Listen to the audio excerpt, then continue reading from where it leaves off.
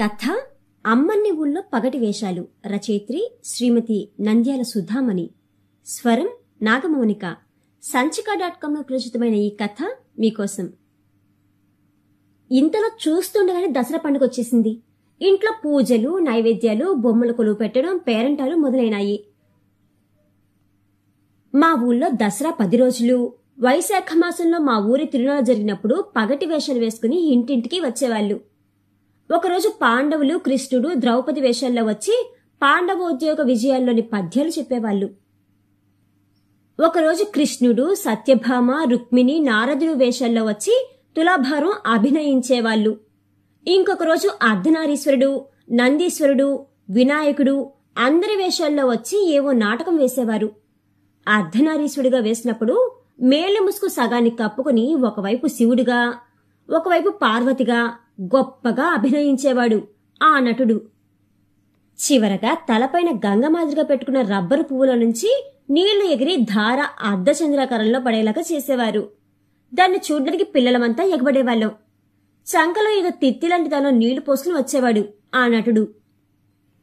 దాన్ని చేత్తో నొక్కినప్పుడు నీళ్లు తలపై నుంచి పడేవన్నమాట. మళ్లీ మన ఇళ్లలో నీళ్లు అడిగి ఇప్పించుకుని తిత్తులో పోసుకునేవాడు. ఇంకా చివరి రోజు మాత్రం శూర్పణఖ, రావణుడు వంటి రాక్షస వేషాలు వేసుకునేవారు. శూర్పణఖ వేషం మాత్రం మహాభయంకరంగా ఉండేది. కాస్త భారీ విగ్రహం ఉన్న నటుడిని ఆ పాత్రకు ఎంపిక చేసేవారు. ఆ నటుడి మొహానికి, ఒంటికి నల్లటి రంగు పూసేవారు. నడుము చుట్టూ బుట్టలు కట్టి వాటిపైన ఒక నల్లటి పావడ, జరి అంచు ఉన్నది కట్టేవారు. ఎర్రటి రవికి తొడిగేవారు. నోట్లో కూరలు పెట్టేవారు. పెద్ద పెద్ద పూసల దండలు, ఎద్దులకు ఉగాది పండుగప్పుడు వేసేటటువంటివి వేసేవారు. చింపిరి జుట్టు, ఎర్రని పెద్ద బొట్టు, ఎర్రటి కండ్లు, కాళ్లకు పెద్ద పెద్ద కడియాలు, నోట్లో నుంచి జాపిన ఎర్రని నాలుగుతో కూడిన రాక్షస వేషంతో అది చేతిలో శూలం పెట్టుకుని పిల్లలందరినీ బెదిరించి వదిలేది. ఆ రోజు శూర్పణఖ భయానికి చిన్నపిల్లలెవరూ వంటిల్లు వదిలిపెట్టి అమ్మ కొగ్గు విడిచిపెట్టి వచ్చేవారు కాదు. ఎందుకంటే ఆ కాలంలో వంటిల్లు ఇంటి వెనుకగా చివరగా ఉండేవి. అంత లోపలికి శూర్పణఖ రాదని ధైర్యం అన్నమాట. కొంచెం పెద్ద పిల్లలం భయపడుతూనే దాని వెంట పరిగెత్తేవాళ్ళం. అది వెనక్కి తిరిగి పిల్లలను హో హో హో అంటూ ఒక్క పెట్టున భయపెట్టి తరిమేసేది. ఈసారి మా వీధిలోనే ఉన్న ఒక పెద్దావిడ వీధి అరుగు మీద కూర్చుని ఒత్తులు చేసుకుంటుంటే ఈ శూర్పణఖ ఆవిడ మీదకి పోయింది. హో హో హో ఓహోహో ఓహోహో అమ్మయ్యా, నీ మీదకి వస్తుంది సూడి శూర్పణఖ, నిన్ను నమిలి మింగేస్తుంది సూడి, నిన్ను సప్పరిస్తుంది సూడి, నిన్ను ఇరుసుకొని తింటాది సూడి అని బెదిరించింది. శూర్పణఖ చేతులని శూలాన్ని ఊపుతూ నాలుక బయట పెట్టి. ఆ అవ్వకు ఎంత ధైర్యమో ఏమో. నీ తల కొట్ట, మీదికి వచ్చి సాస్తున్నావు, చూసినా పో, పెద్ద సాంబడం ఏడ్చినట్టుందిలే అని తేల్చి పారేసింది నిష్ఠూరంగా. అది ఉట్టుట్టి కోపమని శూర్పణఖకు తెలిసేమో.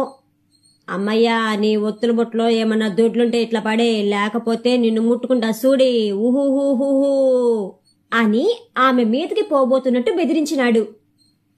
ఓ నీ పాసు గోల, నీ తెంపరదానం మీద బాణపాడా, పోరా తాగుబోతేదవా, తాగి చావు పో, దూరం ఉండు, మడుగుతావన్నా ముట్టుకునేవు జాగ్రత్త అని గద్దిస్తూ ₹1 కాసుని ఒత్తుల బొట్లో నుంచి తీసి అతని వైపు తోసింది.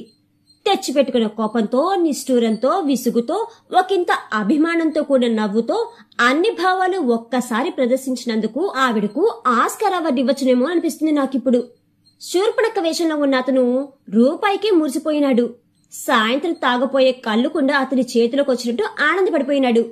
రూపాయిని పట్టుకుని కళ్ళగద్దుకుని, అట్లా ఉండాల శూర్పణఖ భయం అంటే, మళ్లీ రేపొస్తా సూడి, ₹10 ఇయ్యాలా, లేకుంటే తాగుతా సూడి, రేత్రి నీ కళ్ళకొస్తా సూడి, నిన్ను ఇరుసుకొని తింటా సూడి ఊహూహూహూ అంటూ బెదిరించినాడు.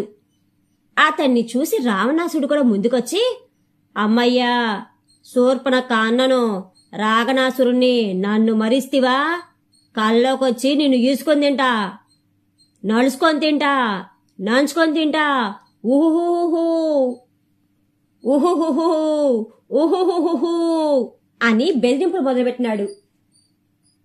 అవ్వ ఏమాత్రం భయం లేకుండా ఒత్తులు చేసుకుంటూ కూర్చుంది. అమ్మను బెదిరించింది చాలే గాని, ఇదిగో ఈ రూపాయి తీసుకుని కదులు ఇక్కడి నుంచి, చూసినాం పో, ఎక్కువైందిలే నీ బడాయి, పో పో పో ఇంకా చాలని బెదిరింపులు అని అవ్వగారి కొడుకు నిష్ఠూరంతో అభిమానంతో కూడిన నవ్వుతో డబ్బులిచ్చి పంపేసినాడు. 10 రూపాయలు నీయాలంట. వీడబ్బ గంటేదో ఇక్కడ పెట్టినట్టు. పనిల్యా పాటల్యా ఎదవలకు. అవ్వ స్వాగతంగా తిడుతూనే ఉంది. ఈ కథనంతా చూస్తూ అవ్వ ధైర్యానికి అబ్బురుపడుతూ భయం మరిచి తనకు దగ్గరగా వచ్చిన పిల్లను మరొక్కసారి బెదిరించి ఓహోహోహో అని ఒక్క ఉదుటిన పరిగెత్తించినాడు శూర్పణఖ వేషధారి. తరువాత తెలిసింది ఆ శూర్పణఖ వేషధారి ఆ అవ్వ వాళ్ళ జీతగాడి తమ్ముడని. అప్పుడప్పుడు అవ్వను తాకుతానని బెదిరించి డబ్బులు గుంజుతుంటాడని. రావణాసురుని వేషం వేసినవాడు వాళ్ళ జీతగాడేనట. ఇదంతా ఆ అవ్వకు తెలుసు.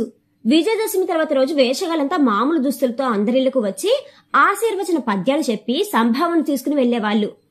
పాత పట్టు చీరలు, పాత పట్టు పంచులు ఇచ్చి పంపేది అమ్మ. అట్లా దసరా సెలవులు, బొమ్మల కొలువులు పెట్టుకోవడం, అమ్మ వాళ్ళు చేసిన రకరకాల పిండి వంటలు తినడం, పేరంటాలకు పోవడం, పగటి వేషాల వాళ్ళను చూడటం వంటి కాలక్షేపాలతో సరదాగా గడిచిపోయేవి. బంగారు రోజులంటే అవే కదా. కథ కంచికి మనం ఇంటికి రచయిత్రి నంద్యాల సుధామణి గారిచే రచించబడి సంచిక.com లో ప్రచురితమైన అమ్మన్ని ఊళ్ళో పగటి వేషాలు అనే ఈ కథ కనుక మీకు నచ్చినట్లయితే please like, share and subscribe to our channel.